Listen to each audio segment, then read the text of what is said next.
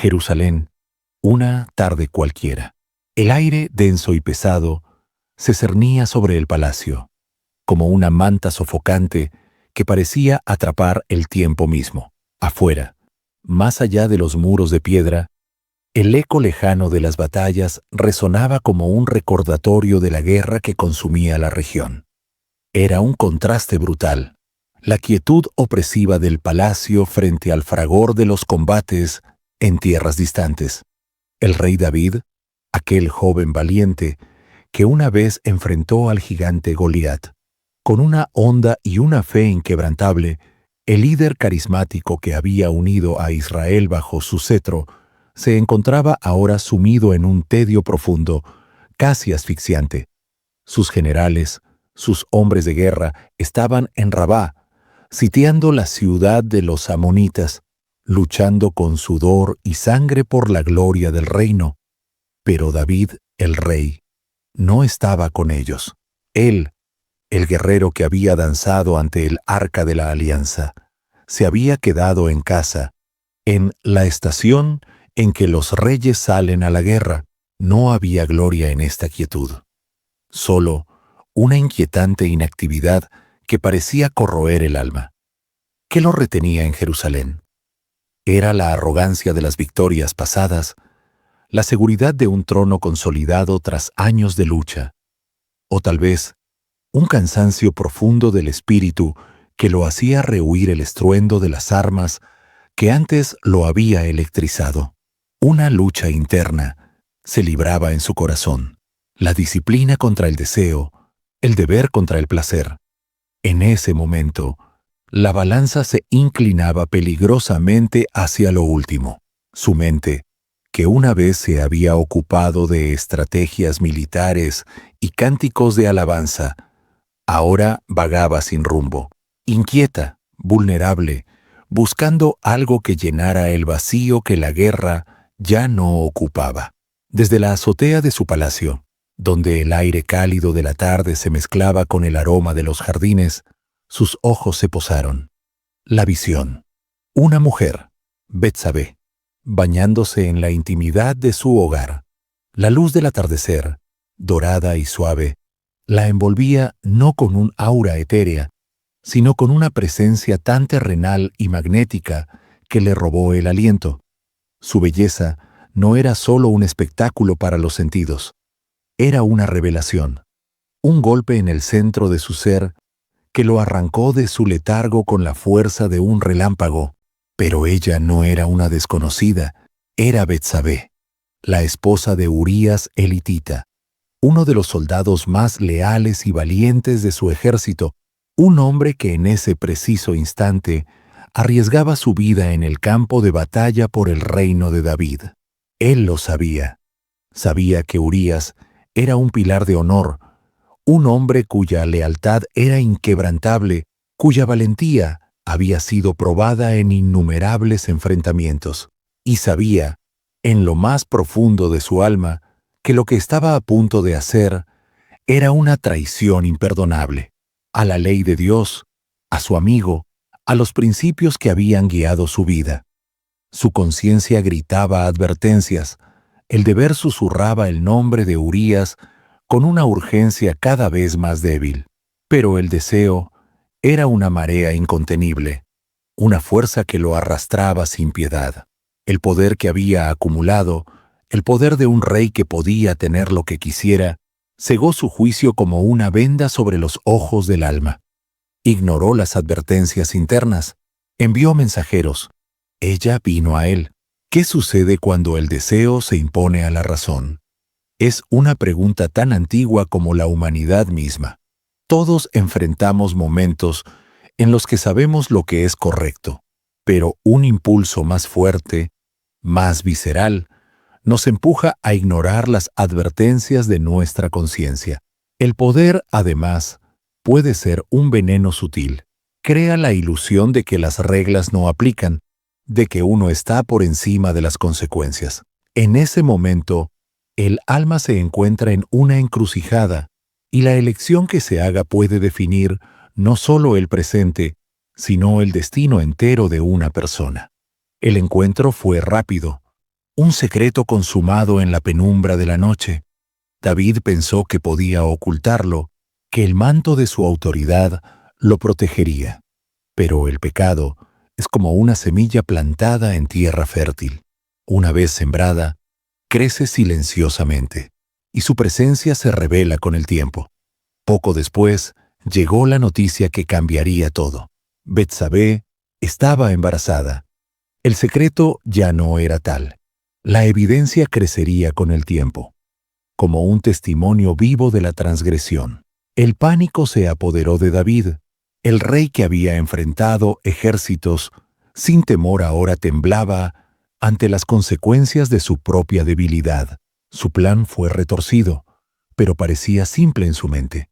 Traer a Urías del frente de batalla, darle unos días de descanso en casa con su esposa, para que el hijo que venía fuera atribuido a él y no quedara rastro de la traición. Todo debía parecer natural, como si nada hubiera ocurrido.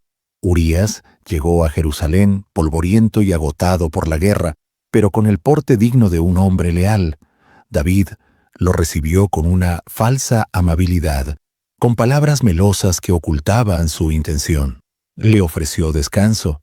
Le instó a ir a casa y disfrutar de la compañía de su esposa, pero Urías era un hombre de principios inquebrantables. Con una voz firme respondió: «Mis compañeros están en el campo de batalla, durmiendo al raso, enfrentando la muerte por Israel. ¿Y yo voy a ir a mi casa a descansar y disfrutar con mi esposa? No lo haré». Su integridad era un faro en medio de la tormenta moral de David. Incluso cuando el rey, desesperado, intentó emborracharlo para que cediera, Urías se mantuvo firme, durmiendo en la entrada del palacio, leal a sus valores y a sus compañeros. La figura de Urías es un recordatorio conmovedor de la nobleza verdadera. No lleva corona, no ostenta poder, pero su compromiso con el deber y la lealtad brilla con una intensidad que eclipsa la grandeza aparente de David.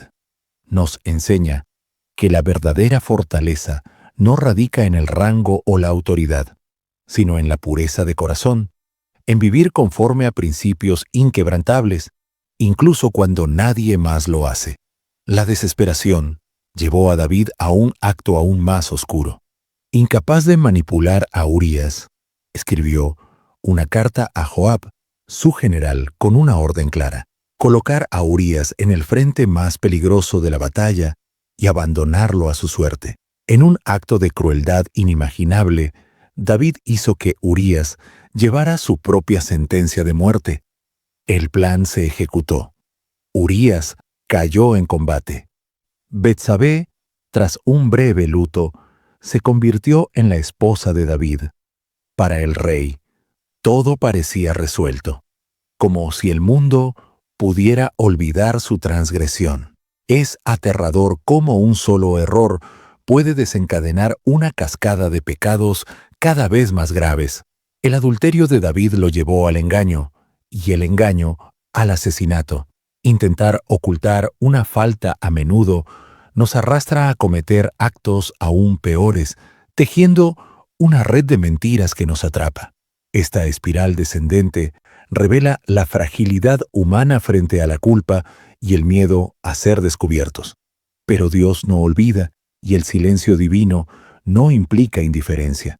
El profeta Natán, con la autoridad de un mensajero de Dios, se presentó ante David. En lugar de acusarlo directamente, le contó una parábola. Un hombre rico, dueño de innumerables ovejas, robó la única corderita de un hombre pobre para alimentar a un invitado. La indignación de David estalló al instante. «Ese hombre merece morir», exclamó, sin sospechar que estaba pronunciando su propio juicio. Entonces Natán, con una voz que atravesó el corazón del rey, declaró: «Tú eres ese hombre». Le recordó las bendiciones que Dios le había otorgado, el trono, la victoria, la gloria, y cómo, a pesar de todo, David había despreciado a Dios al cometer adulterio y asesinato. las consecuencias serían severas. El mal no se apartaría de su casa, y el hijo de Betsabé moriría como un recordatorio de su pecado. La verdad, cuando llega, puede ser devastadora, pero también liberadora. Natán no solo confrontó a David, sino que le mostró un espejo de su alma. A veces, necesitamos que alguien nos enfrente con valentía para reconocer nuestras fallas, porque el ego y el poder pueden cegarnos. El arrepentimiento verdadero comienza con la humildad de aceptar la culpa, un paso doloroso pero necesario hacia la redención. David, abrumado, solo pudo murmurar: «Pequé contra Jehová». No hubo excusas, solo una confesión rota. Natán le aseguró que Dios había perdonado su pecado, pero las consecuencias permanecerían. El niño, fruto de su unión con Betsabé, enfermó gravemente. Durante 7 días, David ayunó, oró y se postró en el suelo, suplicando por la vida de su hijo. Cuando la noticia de su muerte llegó, sus siervos temieron su reacción, pero David, con una sabiduría nacida del dolor, se levantó, se lavó, se vistió y fue a adorar a Dios. Explicó con calma: «Mientras vivía, había esperanza. Ahora que ha muerto, ¿para qué seguir lamentándome? Yo iré a él, pero él no volverá a mí». Este momento revela una fortaleza extraordinaria en David. A pesar de su inmenso dolor, aceptó la voluntad divina con una fe madura. No se rebeló ni se hundió en la desesperación, sino que encontró consuelo en la esperanza de la eternidad. Nos enseña que, incluso tras las peores caídas, el espíritu humano puede hallar paz al rendirse a lo inevitable y confiar en un propósito mayor. Las consecuencias de los actos de David no terminaron ahí. La profecía de Natán se cumplió. Su familia sufrió traiciones, conflictos y tragedias. Sin embargo, esta historia no es solo de caída, sino también de redención. De Betsabé y David nació Salomón, el futuro rey que construiría el templo y formaría parte del linaje del Mesías. David, con un corazón arrepentido, fue restaurado en su relación con Dios, demostrando que el perdón es posible para aquellos que se humillan sinceramente. Esta narrativa nos confronta con verdades universales. Incluso los más grandes pueden caer, atraídos por el deseo y el poder. El pecado siempre trae consecuencias, no solo para el individuo, sino para quienes lo rodean. Pero también nos ofrece esperanza. La justicia divina es real, y el perdón está al alcance de quienes reconocen sus errores y buscan con sinceridad el camino de la rectitud. No se trata de ser perfecto, sino de levantarse tras la caída, con un corazón humilde y una determinación renovada de vivir para lo que es justo y bueno.